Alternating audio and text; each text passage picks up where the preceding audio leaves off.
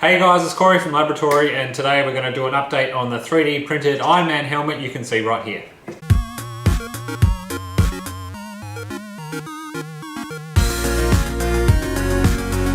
Welcome back. So as you can see, we're at a different location today. My tool shed just to the side over there is completely chockers with other projects at the moment. I literally just could not get a space to pretty much do this anywhere, so we're out in the outdoor kitchen, which looks a lot nicer than my tool shed. So here we've got obviously the Iron Man mask. So basically I've pretty much finished painting the main part of the helmet, the face mask, and also the jaw.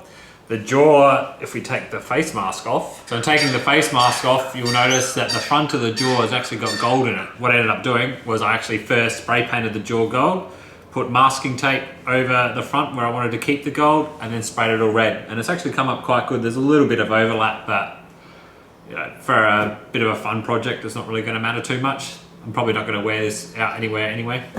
So the jaw of the helmet with the main part of the helmet, it doesn't actually line up exactly perfectly. I think this is due to the fact that we cut everything into so many parts and had to glue it all together, and then just using the hot glue, everything's gone slightly out of whack, which ideally I would have liked to have a larger printer and just pretty much printed out the whole thing as one piece. So next steps are basically going to be, we'll try and work out a way to put LED lights inside the mask. The LED lights will attach to just inside on these little tabs here.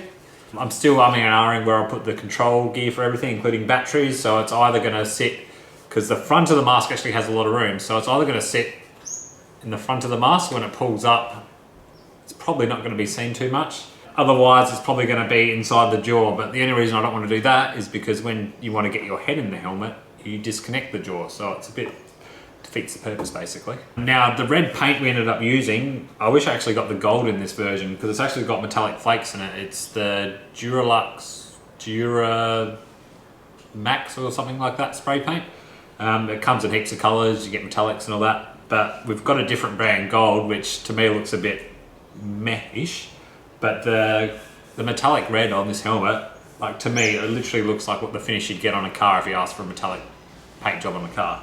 Also, I haven't added the ears in yet. I'm probably just going to do that last, as you know, it's just a final touch thing. If I've got space with the electronics, it might be cool to have the ears twist or something like that when the face plate opens up. Still umming and ahhing about that. Also, I'll need to put some magnets in on the jaw. So the jaw, when you want to get your head in, you'll need to remove the jaw from the helmet and pull it apart like that. So I'm thinking I'll put some little magnets just on the inside.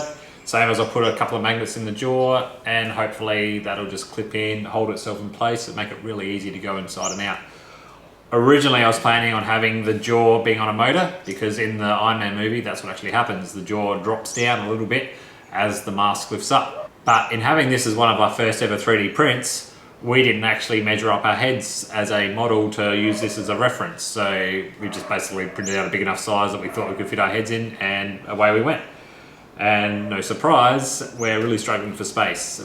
Alex can barely get his head in. I've got a little bit of room, but there's not much room for electronics, so we're probably going to have to keep everything pretty minimal. Ideally, we'd probably, if we wanted to have the jaw to open, it probably needs to have another maybe 20 mil worth of width, something like that, because there's literally no space for servos or anything like that. Some parts of the helmet are still looking a bit rough. It was taking me so long to do it and sand it, and being PLA, I've dropped it a couple of times and it's cracked, and I've just literally lost it over it. So I've pretty much gone to the stage near enough is good enough.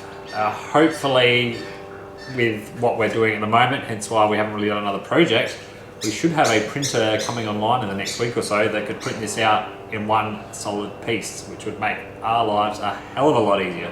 Because all we'd have to do is basically prime it with the sandable primer, give it probably half a dozen coats, and it would be a perfect finish.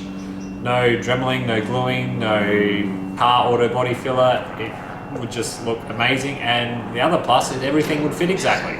And also there'd be none of that stuff inside. I've also been playing around with Octoprint, so hopefully in the next couple of weeks I'll have a video on how to set up that. I've currently got it working on the Lullspot Mini, also with a USB camera mounted to it, so while I'm at work all day I can log in, see if it's printing, if it's failed, stop it, do whatever.